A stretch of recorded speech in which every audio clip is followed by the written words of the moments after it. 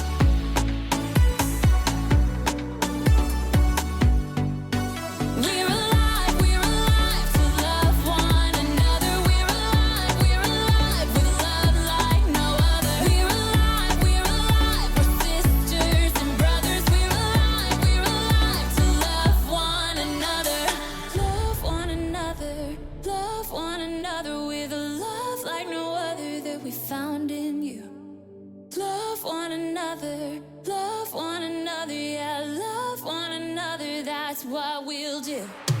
Love one another, love one another with a love like no other that we found in you. Love one another,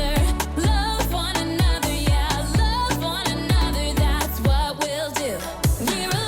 We're alive to love one another. We're alive with a love like no other. We're alive, we're sisters and brothers. We're alive to love one another. Welcome to the show! Welcome to the show! Welcome to the show! Hey everyone, welcome to Story Lab. This week we're talking about friendship while we take a look at the story of someone who was not only a great friend, but also a great musician. Maestro, play us in!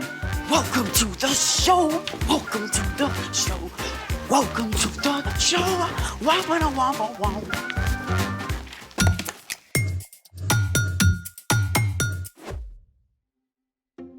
Hey, I'm Skylar. And I'm Sebastian. Sebastian, what's taking so long? Just a minute. Today, we're talking about friendship, which is using your words and actions to show others you care.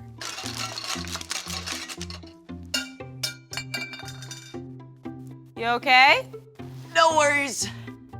Normally, Sebastian and I would be out here together, but Sebastian promised he was putting together something really awesome and fun. Working on it. Just like how he promised he'd be out here to help me host. Sebastian, you better not be goofing off. I would never. How did that get back there? Sebastian! Okay. Ta-da! Sebastian has promised something awesome. Sebastian has delivered. That's your awesome surprise? No, this is phase 1 of my awesome surprise. The cart of mystery. Ooh. It's mysterious, all right, but what is it? Guess. Is it something I can eat? No. Is it something scientific? there may be some science involved. Is it the Large Hadron Collider? The world's largest particle accelerator? I suppose that wouldn't fit underneath it. Just tell me what the surprise is.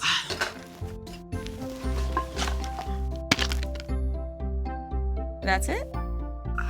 I know it doesn't look like much, but we gotta put it together first. Okay then, Let's make it! Assembly stations ready? Did you read the instructions?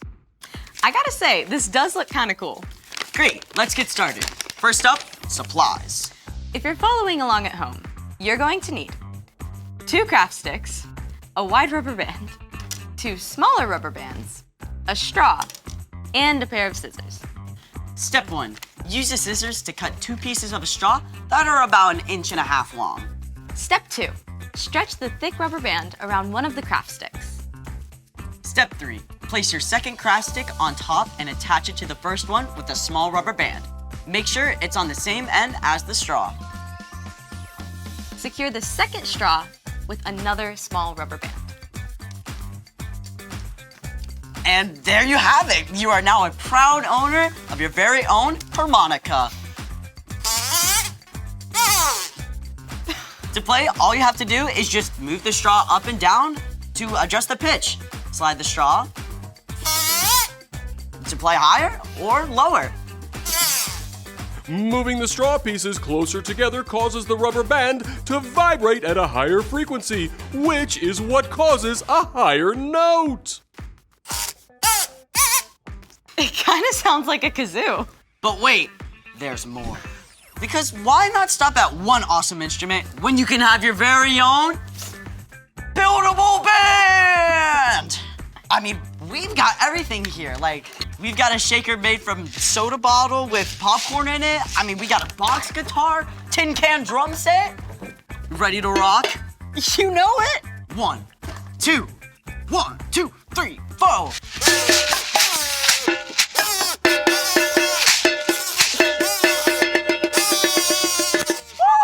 Thank you, Story Lab! Gotta say, you promised something awesome and fun, and you did not disappoint. I always keep my promises. Mostly. But speaking of promises, it's time for... The story before the story. Today, we're in the books of 1st and 2nd Samuel, which tell the story of David, who was called a man after God's own heart. While David was still a boy, God chose a man named Saul to rule over Israel. But Saul didn't listen to God. So, God sent the prophet Samuel to anoint David as a sign that he would one day be king of Israel. Though David started out as a shepherd, he caught Saul's attention when he faced down a huge giant. After that, King Saul appointed David as both the leader of his armies and his personal musician. God blessed David, and he won many battles. The people loved him. David even became best friends with Saul's son, Jonathan. But the people loved David so much that Saul became jealous. He wanted to get rid of David. And that's where our story starts. Take it away! Hey everyone, I'm Padma. Hi. Today, we have a thrilling tale of friendship and promises. Promises broken and promises kept. As David grew in popularity, King Saul became so jealous that he gave orders for David to be killed. As David's best friend, Jonathan ran to warn David. My father is looking for a chance to kill you. Find a place to hide in the field. My father and I will come and stand there.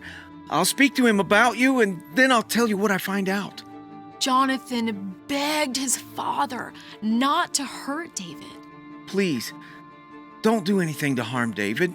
He hasn't done anything to harm you, and what he's done has helped you a lot. Saul listened to Jonathan and promised. You can be sure that David will not be put to death. Jonathan told David, so David returned to the palace. But Saul didn't keep his promise. One night, Saul's jealousy of David became so great that he picked up a spear and hurled it at David. Soon after, David went to find Jonathan. What have I done? What is my crime that your father's trying to kill me? Never! My father wouldn't kill you, he promised. I'm telling you the truth. Look, tomorrow's the new moon feast. Talk to your father while I hide in the field. If he's not trying to kill me, come and tell me. But if he is... I'll let you know. I promise. But in return, please, always be kind to me as long as I live, and never stop being kind to my family. I promise. Jonathan kept his promise. He returned to his father and discovered that Saul really did want to kill David. And the moment he found out, he warned his friend so David could flee far away. Years passed. David escaped Saul again and again until one day, Saul and Jonathan were both killed during a battle. David was heartbroken over the death of his best friend. He mourned for days, but eventually, David was made king in Saul's place. When David was king, he remembered the promise he made to take care of Jonathan's family. My friend Jonathan is gone. Is there anyone still left of his household? God has been very kind to me, and I would like to be kind to that person as well. Jonathan's son Mephibosheth is still alive. He's unable to walk because of an injury he received as a child.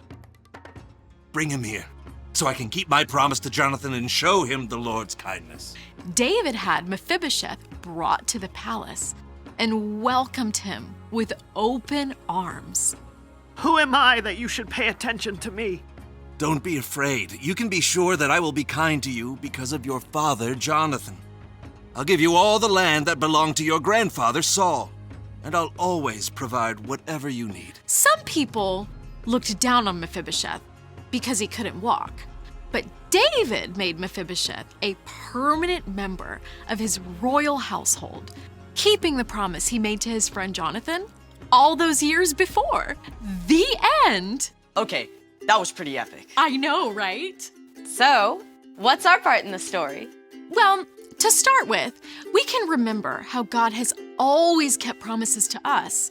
God promised to send us a Savior and then followed through by sending Jesus. And just as Jonathan and David kept their promises to each other, we can make sure to keep our promises to our friends as well. Keeping your promises helps build trust between you and your friends. It can help friendships grow. Right. Like, say you borrow a toy or a game from a friend and promise to give it back the next day. Make sure you don't accidentally leave it at home. Speaking of, here's the pen you lent me. Thanks.